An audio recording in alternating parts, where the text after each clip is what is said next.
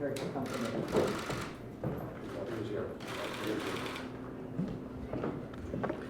Good morning, everyone. We all know that this is a very critical time in our city. Many important decisions lie ahead, both in recovering from April's unrest and managing our city through the multiple trials that are coming up. Over the past few months, as I've been making plans for what I know is a vigorous campaign, I realized that every moment that I spent planning for a campaign or a reelection was a time that I was taking away from my current responsibilities to the city that I love, and the city that I took an oath to serve. And because of that, I've made the decision not to seek re-election.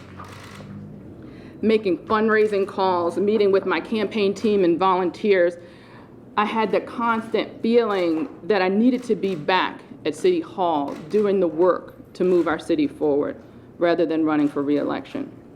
I kept thinking, should I be focused on working through reforming our police department, working with the Department of Justice, or reaching out to potential donors? It was a very difficult decision, but I knew that I needed to spend time, the remaining 15 months of my term, focused on the city's future and not my own. I knew that this would be a very hotly contested campaign, and I haven't lost a campaign since middle school, and Anthony Watson isn't in this campaign. So it's not that I didn't think I could win, I just knew I had to ask myself the question, at what cost and at this time? I believe that I could have won because there's no other candidate who could demonstrate what I have done or what more they could do to make the city better. But I knew that the next 15 months had to be about more than that. I have a track record of making the right decisions for our city's future. That track record includes not always making what many would think is the political decision or the popular decision, but it's the right decision. I've always done what I knew would move the city forward, and my record reflects that. When I came into office, the city was in turmoil for many reasons. We had a budget deficit of over $140 million. The pension system was spiraling out of control. People had lost hope and faith in city government. And at that time, I got busy. I put forward ethics reforms, increasing the staff and the budget for the Inspector General's office to attack waste, fraud, and abuse in city government. I put forth more pension reforms than I would say any mayor or any government official in the country, reforming our pension system and putting ourselves in the position so that pension that our city workers, that our fire and police officers depend on, is there for them when they retire. I've reduced the city's structural deficit by more than half.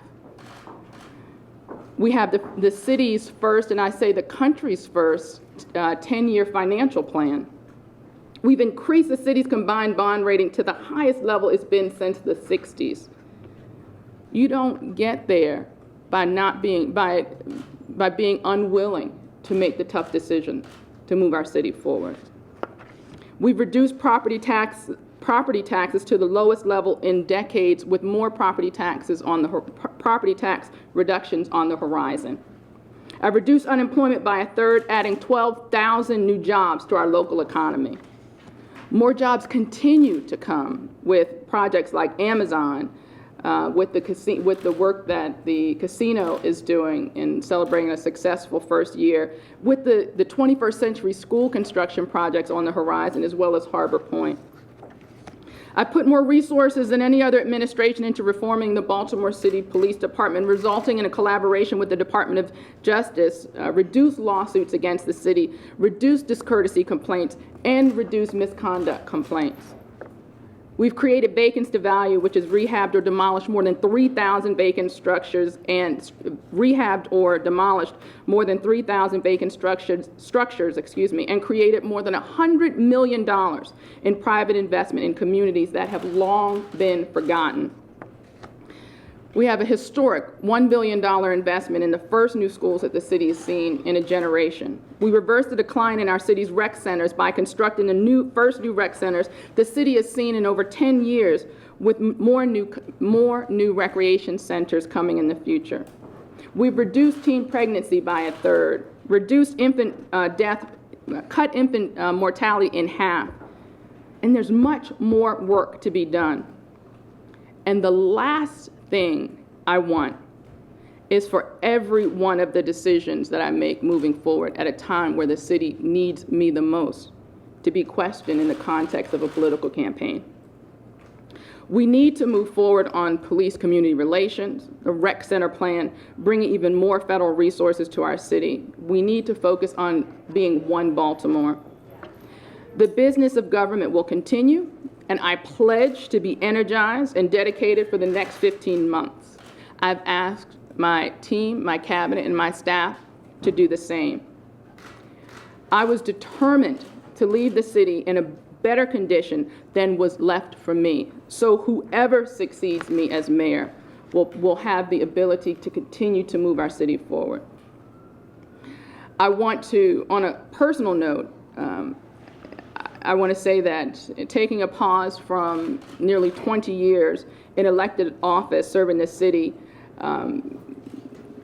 does not leave me without a little bit of a sense of excitement and anticipation as I think about my daughter entering her teen years, approaching her high school years.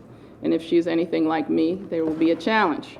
So the thought of having more time to spend with her and my husband is also, it was important to me. I think he's hoping that maybe I'll start to cook at some point.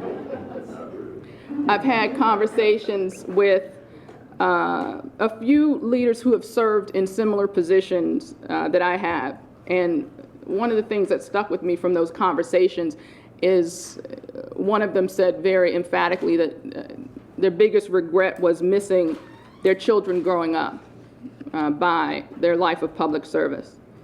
And that weighed very heavy on me. I love my city. I'm so grateful for the opportunity that I have had to serve. I'm grateful to be a part of what I know is the renaissance of an amazing city and in important times. To be able to work towards bringing healing and moving our city forward is just an incredible opportunity that I'm relishing continuing for the next 15 months. With that, I'll open it up for questions. Mayor, but for the events of April 27th and the events that followed concerning the aftermath of the Freddie Gray death in custody case, would you be making this decision but for that? No, I started off by saying that. We don't choose, right? You deal the card, you play the cards you're dealt. The city is in a very critical time right now. We're working very hard to reform the police department. I'm working very hard with the Department of Justice to cooperate with the patterns and practice investigation. That is critically important. We have to get our city through 6 separate trials that will be held here in Baltimore. Nobody planned for that. But didn't you just make yourself a lame duck? No. I made myself a person who's committed to doing the work of the city without the cloud of campaigning. I have chosen to govern rather than to campaign, and I hope the public sees it for that. So you don't plan to run for higher office? I'm not making, that's not the announcement that I'm making today. The announcement today is about reelection for mayor. Mayor, so you're not seeking any office? Say that again? So you're not seeking any office after today? You're solely No, I focusing did on not say that. No, I'm asking. I'm focused right now on governing rather than campaigning for mayor at this very critical time in our city's in our city's history. And I know that we'll all remember it as this. This is a tough time. You know, even those who lived through the riots in the 60s understand the fragility of the times that we face, not just here in Baltimore, but all over the country. And while I certainly wouldn't have chosen all of these things to be happening right now, I had to be honest with myself about the oath that I took, and that was to serve my constituents and in the job that I have. Yes, Dan. When did you make this decision? When? It was a decision that I have been pondering for the past 2 months, especially as as we've been making these the preparations for the motions hearing. It's something that has been a nagging, a nagging concern for me, and something I've prayed about a lot. And I've prayed with many women's groups, and one of them asked me, that they were praying for the city and praying for these things. They said, well, what do you want me to pray? What do you want us to pray for you personally? And I said for them to pray for clarity and discernment, because this was a very challenging time for our city. And I woke up the next day feeling very clear that I have to focus on getting us through these difficult times. And I felt also very clear that I couldn't do it with, and I think cloud is maybe a strong word, but with the context of everything being seen through a political lens. Mayor, it's When often was- said when that was you that are day? a person who doesn't seem to enjoy the job, or doesn't come across as a person with relish for the process with all its ups and downs. Did you enjoy the job of being mayor? I did enjoy it, and I do. The challenge for being, a woman in this position is, it's just like Ginger Rogers says, you have to be as good as Fred Astaire, but you have to do it backwards and in high heels. I don't hear a lot about elected officials that are men talking about whether they smiled or not.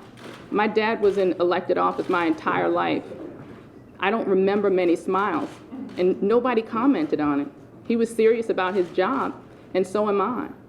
I think the fact that, I was raised to believe that your track record speaks for you. Being able to reduce unemployment by 1/3, creating 12,000 new jobs, $1 billion for school construction, reducing property taxes more than to the lowest level they've been in decades, the highest bond rating since the 60s, reducing infant mortality by half. I could go on and on and on. To me, if I was miserable, I did a damn good job. If I was miserable about it. Mayor, do you have any regrets? No. I love serving my city, and I'm looking forward to serving my city for the next 15 years. 15 months. Mayor, is it a relief? Have you had trouble fundraising? Have you had trouble getting people to answer the phone? I've had more, which added to that the fact that my campaign infrastructure was the strongest it's been in years made it even more difficult to make this decision. I have volunteers lined up. I have a campaign office. Supporters who understand what I've been able to do for the city of Baltimore, who are on the front lines wanting me to continue to fight. So that made it even more difficult for me. What do your polls say about your approval rating?